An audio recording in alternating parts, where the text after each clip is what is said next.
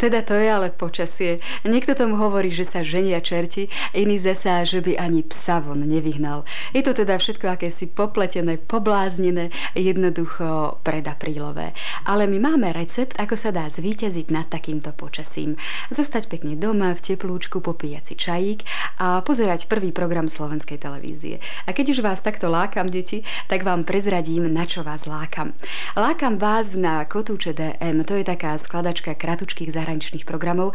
Napríklad tam vystupuje aj krásna bábika Rebeka, ona má také obrovské okuliare. Potom vás lákam na televíznu inscenáciu Srdce o 15:50 minúte. Aj napriek tomu, že ste sa už zo školy vrátili, je to dojímavý lirický príbeh zo školských lavíc a vy určite vypustíte aspoň jednu slzičku.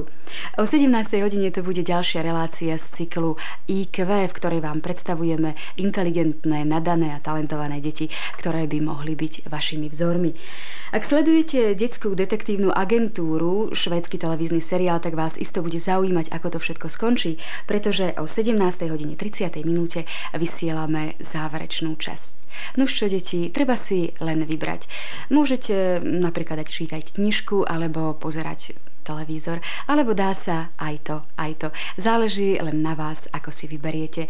Tak či tak, aj napriek tomu, že je vonku škaredé počasie, želáme vám príjemné popoludne.